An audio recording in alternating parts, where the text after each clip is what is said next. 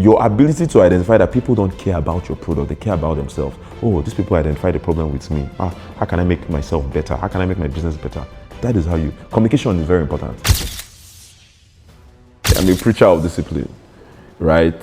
And what discipline is discipline is your ability to stick to something or to stick to a cause.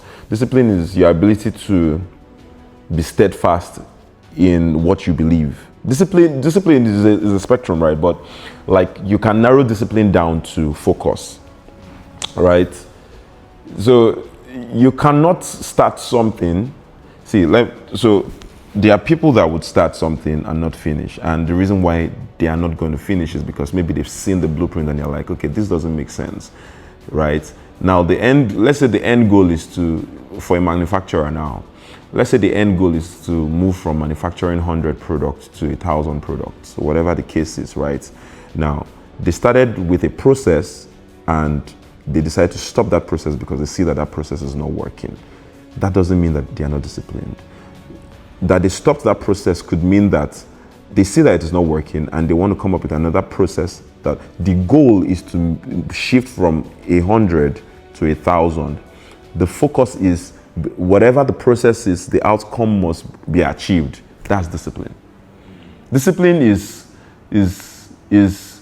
going through the process when things are hard, tweaking the process, working on the process, shifting the process, adjusting the process, whatever you want to do to the process, enjoying the process, being in the process, but the end goal is in mind.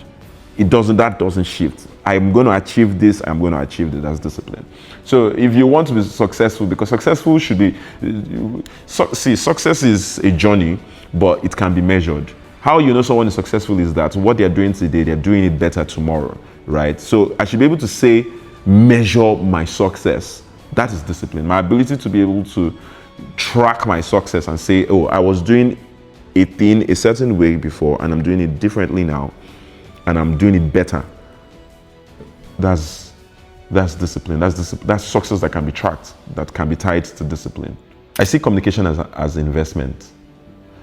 Do you know that the more you communicate with someone, the more you feel invested in them?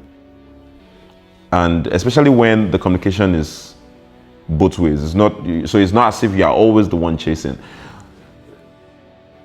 The fact that you can be intentional about. So how would you prove that you're intentional about someone in the marketplace? Let me tell you this that I picked up while I was in my sales journey. The first thing I understood was nobody cares about your product. Nobody cares, no matter how beautiful your product is.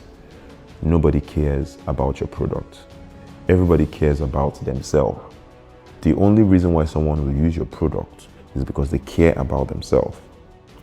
I don't know if that makes sense. They are going to use your product because there is something that product is going to solve for them. Every time you start a business, you need to understand that people think about themselves first, not about you. So if I approach you with the mindset to sell to you, that is the wrong approach. But if I approach you with the mindset to build a relationship with you, then in turn have a sale, that is the right approach. And the only way you can build a relationship is with constant communication. So for example, I'm meeting you for the first time, and the first thing I'm telling you is, hi, my name is Essemm. I have a product that I would like you to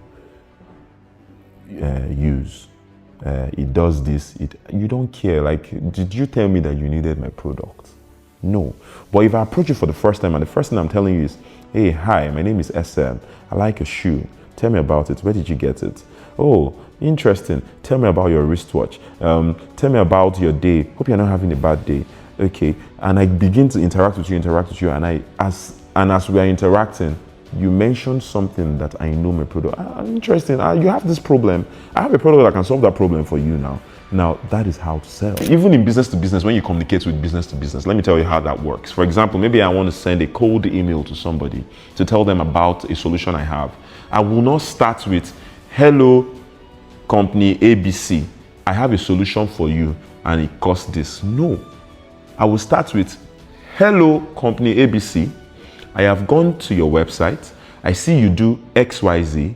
I see that you have achieved XYZ, and I know that you can achieve XYZ with a product that, I don't know if that makes sense. Like you've told them that you've shown care, like you're interested in them. You went through the pain of going through their page. I've seen that you do this. I see that you've achieved this. I see that you can achieve more. I've seen that there is this lapse here. You've identified some things, and I am here to assure you that you can solve X, Y, Z with ABC, my solution.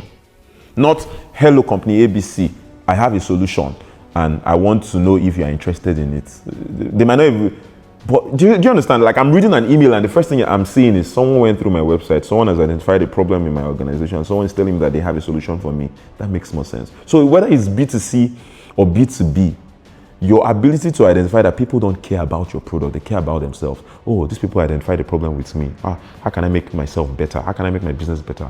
That is how you, communication is very important. Ability to convey, your ability to convey your message or your product with the mind that they don't care about you, they care about themselves. You will be able to go far.